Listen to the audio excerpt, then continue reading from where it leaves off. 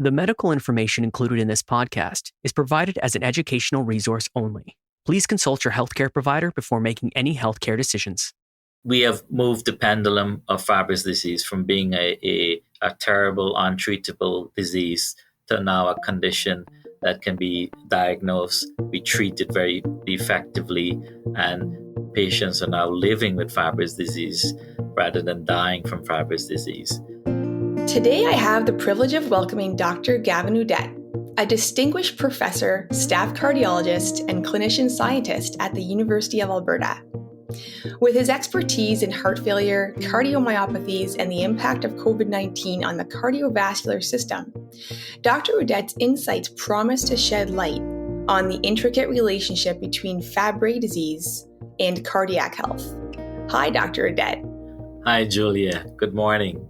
Great to be here. Yes, great to have you here. We have a big topic to cover today because understanding the complexities of Fabry disease and its impact on the heart is crucial. So the goal of this conversation is to break down the complexity and simplify it a little bit so our listeners can really comprehend what's happening to the heart. So let's start really broad. How is the heart affected in Fabry disease? Yeah, no, absolutely.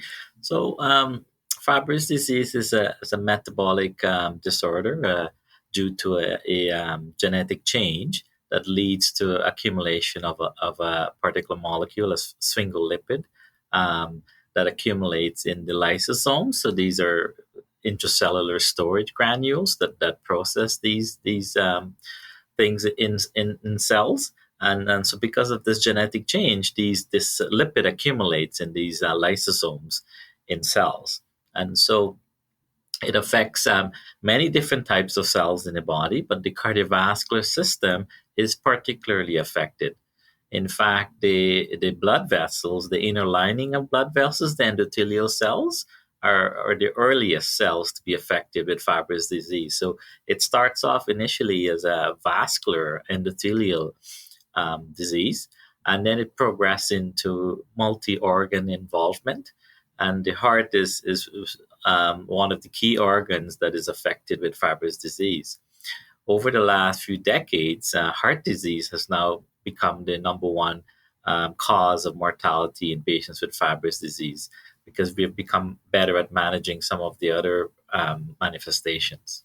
And do you find there is a different the way that males and females present cardiac manifestations? Yeah, absolutely. So the gene that affects this alpha-galactosidase, and it's X-linked.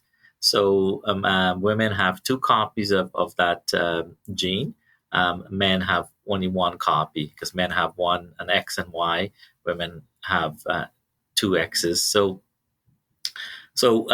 men typically are affected more severely, and they're affected earlier with the disease. So earlier onset and more severe disease. Women are affected, and in fact, because of the Lyon's hypothesis, one of the X chromosome gets randomly inactivated, and if your normal gene is inactivated, then the mutated gene and the other X chromosome takes over. So the disease manifestation in women can also be quite severe. So there is clearly a gender difference, sex difference in Fabry's disease, and that needs to be recognized at multiple levels. One, of course, is the severity of presentation, which is different, age of onset of presentation, which is different. So clearly earlier onset of disease in men and more severe disease, but also in terms of diagnosis. So this is important because the biochemical test, the alpha-galactosidase activity, is low in men with Fabry's disease, but it's relatively low normal in women with Fabry's disease. So that biochemical test can't be used in women for diagnosis of Fabry's disease. So this is where we'll turn to our fancy genetics. And genetic testing is what's indicated, of course, for men with Fabry's disease, so we can pinpoint what the exact genetic change is, but also it's absolutely compulsory in women to make that diagnosis to be able to pinpoint the genetic change that's leading to Fabry's disease. what would you say the first symptoms are that patients are experiencing for that first cardiac manifestations? Yeah, so there are two major versions of Fabry's disease, the classic and the non-classic, or the variant version. So the classic is what typically starts as in children, and it's the acaparesthesia, the burning sensation in the hands and feet, and some of the gastrointestinal symptoms, some of the ringing in the ears, hearing loss, and so on are some of the earlier manifestations. In patients with classic Fabry's disease and in patients with non-classic Fabry's disease, heart disease obviously starts probably at a fairly early age. So we have to remember that when patients come and see us and complain about heart-related symptoms, they probably already have had significant damage to the heart, probably for at least several decades. So some of the manifestations that heart disease might lead to things like poor exercise tolerance, so dyspnea, shortness of breath and exertion, feeling lightheaded, maybe even having a blackout spell. Those would be two common ones. The third more common one, and we're seeing this more and more now, is chest pain. Often, thinking that these patients are having myocardial infarction, but in fact, what they're having is very small myocardial infarction because of all the microvascular and all the endothelial cells that are affected. So those would be the dominant cardiac presentation symptoms that our patients would complain of. Okay, and bradycardia, that seems to be a common one as well. So that's a low heart rate. Right. And absolutely. And so with Fabry's disease, because of this lipid accumulation in the heart, it's what we call it infiltrative cardiomyopathy. So it's where things accumulate in the heart. And when that happens, it happens in Fabry's disease. Obviously, it happens in other types of infiltrative cardiomyopathies. The conduction system, which is the electrical wiring in the heart, is actually quite sensitive to this. And you can start knocking, impairing, or reducing the ability of the heart to maintain normal electrical activity. So the two dominant presentation electrical problems with the heart in Fabry's disease is bradycardia, and often not being able to increase your heart rate with exercise, which is a normal response, and then with that is often associated with conduction problems. So it's when the electrical wiring now starts to get faulty, and you start having conduction problems, and a significant number of patients are requiring pacemakers for that. So providing external stimulus to keep the heart going. Right. And so when a patient reaches the point of needing an ICD, a pacemaker, or both together, that's a sign that the heart needs then a little extra support. And that feels a little scary to me. And I think that feels a little scary to patients when they hear that. So what would you say to a patient who's feeling a little bit nervous about that? Yeah, no, absolutely. I mean, I think ideally we would like to detect Fabry's disease way before our patients present with conduction problems, needing a pacemaker or even ventricular arrhythmias, or at risk for ventricular arrhythmias, needing a dual chamber ICD defibrillator. So at that stage, it would be quite late in the disease. So it's something that at that stage we have to expedite their diagnosis and care, and that includes, of course, putting in a device, but also medications to treat other comorbidities, and then starting Fabry specific therapies.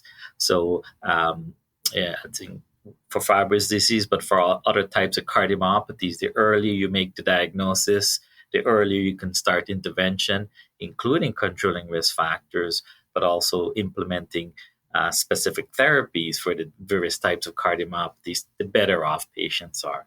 We're seeing this more and more. So it really speaks to awareness of Fabry's disease, being able to detect it early, and screening family members, cascade screening. So for every patient that we identify, we typically pick up anywhere from 3 to 5 family members that are affected with Fabry's disease.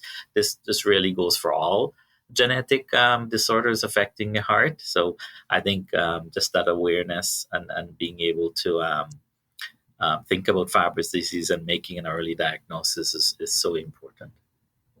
Absolutely.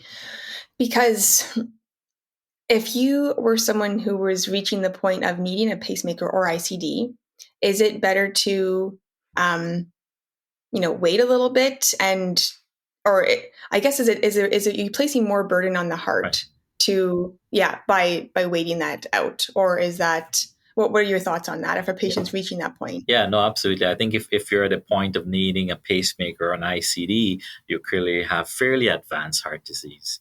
And so absolutely. So we would have that device implanted as soon as possible, and start therapies for risk factors for heart failure, but also Fabry specific therapies. But we really want to get to patients much earlier than that.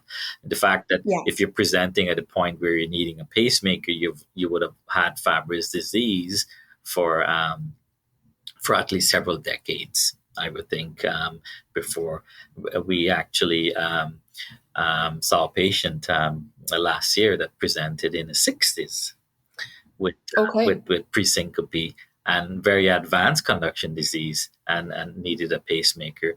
But then in retrospect, we diagnosed him with Fabry's disease. But in retrospect, we went back and screened and did a family history and screened his family. And, he lost his brother to sudden cardiac death and a cardiomyopathy.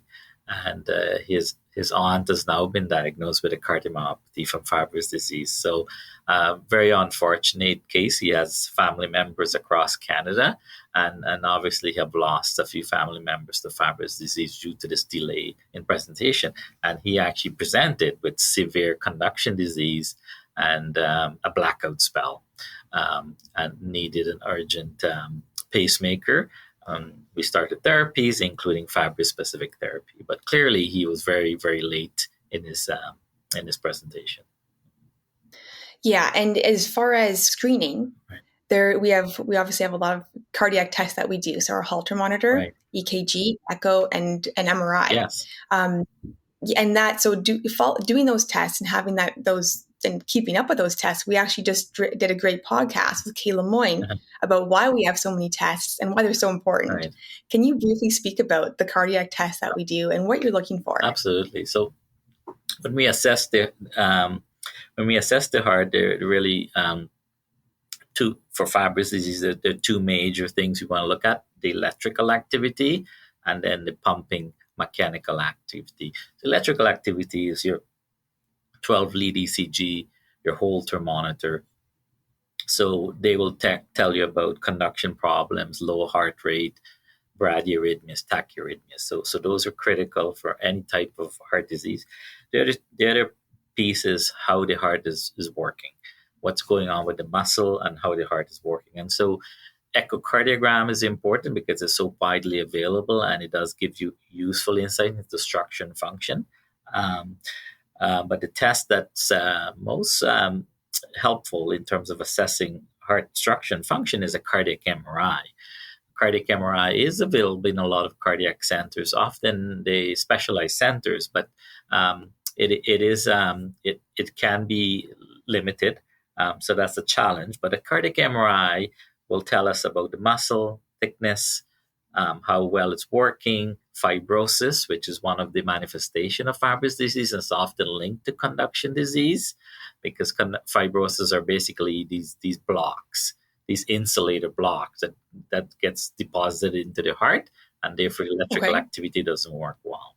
So the cardiac MRI also provides a unique signal that we can measure called a T1 mapping that correlates very well with Fabry's disease. So we can not only diagnose Fabry's disease with T1 mapping, but we can also track and follow our patients with Fabry's disease using this technique. I think that we touched on this briefly on a previous podcast, but what comes first, fibrosis or LVH? Right. And is it a difference between male and female? Yes. There is clearly a sex difference here. So men typically would develop hypertrophy and then the fibrosis follow. In women, it's different. Where you can get minimal or no hypertrophy, but fibrosis starting early. So it speaks to sex differences in heart disease, and Fabry's disease is obviously one example of that. That's clearly has a genetic basis, but also modulated by things like gonadal steroids, estrogens, and androgens, and so on. So that's clearly an important difference. And in the test to sort that out is, of course, a cardiac MRI with contrast. Okay. And in fact, in women, fibrosis is one of the criterion that can be used to start Fabry-specific therapies. So we have Right. the community has adjusted how we approach therapies for Fabry's disease, and fibrosis by itself now in women can be used as one of the criterion to initiate Fabry-specific therapies. So patients listening, very important to get those cardiac MRIs. Right, and it may take a referral to do that, but I think there is enough centers here in Canada that have cardiac MRI. And and I'm happy to say the protocol for that T1 mapping here was written here in Edmonton, and is now shared globally and all Siemens MRI systems. So it's a test that it's easily performed. So yeah. And when you're getting that, make sure to get the gadolinium contrast, right, of course. Right. And that piece detects the fibrosis. Yeah, the T1 mapping will tell you about how much lipid is accumulating in the heart. The gadolinium contrast will tell you how much fibrosis there is in the heart. So, then, I think so many of our patients bring this up, not only with Fabry's disease, but patients with other types of cardiomyopathies and so on, right? How do you the challenges of living with it and dealing with it, right? And fighting it, right? I mean, so many of our patients talk about being fighters, right? So yeah. I mean, I think you've touched on a few of the things you can do. Healthy lifestyle, eating healthy, exercising, so important, right? So those are important lifestyle changes. Obviously, being a non-smoker. Fabry's disease is a vascular disease. That's a big one. And then therapies for Fabry's disease, right? So treating dyslipidemia, treating high blood pressure, which we know is a major modifiers of Fabry's disease. So those would be things that can be done from a patient perspective. Obviously, there's Fabry-specific therapies. I mean, it's a bit cumbersome right now with ERT and with megalostat, but I think hopefully with an oral medication, the substrate reduction therapy, that might be a game changer. So we're seeing, and that's again progress, right? So there's now a new molecule on being tested, phase 3 trial already. So good biomarker results with it. So we'll see where it goes in terms of helping the heart. So things we can do to protect our heart include exercise, not smoking, a good diet. Right. Those would be, I mean, those would be the 3 main things to do. And then, of course, I mean, taking your medications regularly. And being involved, right? I mean, this sort of stuff, the psychological aspect of dealing, patient advocacy, talking to other patients, helping other patients. Getting that support can also bring down those cortisol levels and help with that stress management. Well, absolutely. And I think I sent you 2 emails in the last 6 months, right, with 2 patients. Yes. Yeah, that were affected with Fabry's disease, and so both patients were, they have children, they have, and sons, daughters, and they're concerned, right? So I think some of their children are likely affected with Fabry's disease, and so I mean that's you see that part of it too, right? You see that guilt that comes from being a parent, and having passing it on to children. So it's great for them to, it's great for patients to connect and talk about that. So for sure, you need community to right, sort through some of those things. right, Absolutely. yeah. So Okay, thank you. Now, do you have any research you'd like to share with our audience? yeah, no, absolutely.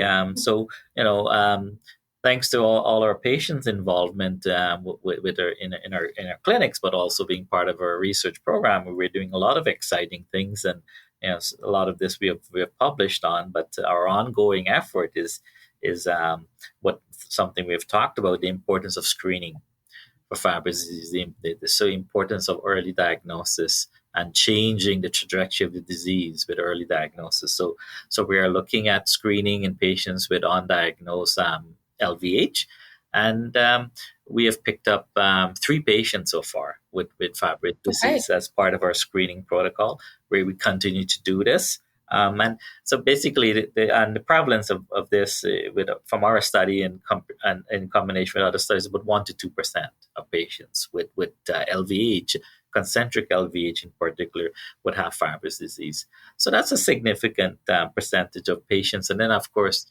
has huge implications for all the family members, right? So it's just a cascade. Hence the term cascade screening. So that's one of our big projects. We're also looking at biomarkers.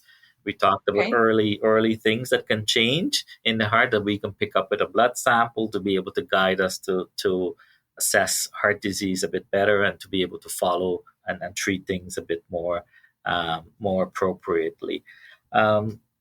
We've also lucky to be involved in a randomized control trial looking at venglustat, so substrate reduction therapy for Fabry disease, and I'm happy to say we have enrolled our first patient in this. So this is wonderful. Yeah, thank you. And so this is a very exciting therapy that tackles the disease very upstream, that hope to reduce the production of the glycosphingolipid in cells. So we're excited to be part of that, and we will see where the trial results go. But it's again another approach at tackling Fabry disease. And I just want to say how wonderful this is, because Fabry disease is really nicely illustrates the impact of medicine and progress.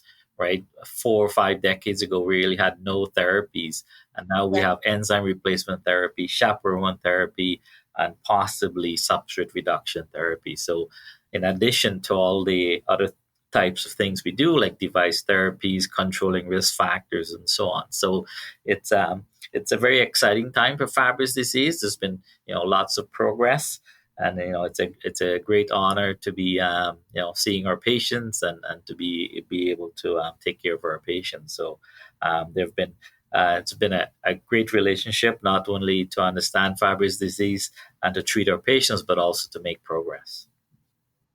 Yeah, absolutely. And I think when we're in places like the World Symposium, it is amazing to look around and to see what's happening and what's taking place. And it's very encouraging. I don't think there's ever a great time to have a rare disease, but there is something to be said that when we look back, there wasn't therapy at all. And so we are in a different point now where there's more hope, and that's really important. And thank you for all you do, because you're moving the needle as well. And that's making a difference. Oh, thank you, Julia. And, and thank you for being such a great advocate for Fabry disease and for our patients and for our community. It's really, really motivating, inspiring to see what you do. Thank you. And to see how involved our patients are. No, you're absolutely, to your point, rare diseases, therapies for rare diseases are just exploding. I mean, there are new things, and, it just goes back to, science and our humanity will lead the way, right? And that's right. Yes, and I think Fabry disease, rare diseases, and even some of the more common diseases, now we're seeing this really taking hold. Now, is there one final message that you want patients to know and to walk away with? Well, we have moved the pendulum of Fabry disease from being a terrible, untreatable disease to now a condition that can be diagnosed, be treated very fairly effectively, and patients are now living with Fabry disease rather than dying from Fabry's disease. So it's great to see that trajectory. There's clearly more work to be done, and it's great that we're all connected and involved, and we'll keep moving forward. Yes, we will. Okay. Thank you very much, Dr. Oudit, for your time, your expertise. We are immensely grateful for you, and thank you for joining us on the podcast today. Oh, wonderful to be here. Okay. Talk to you again. Take care. Take care, everybody. Okay. Bye-bye. Thank you so much for joining me on today's episode and for being part of the RARE community. You can follow the Canadian Fabry Association on Instagram, Facebook, LinkedIn, and visit us on our website, FabryCanada.com. And of course, if you haven't yet, subscribe to this podcast. We'll see you next time. Keep listening, keep learning, and be rare, be you.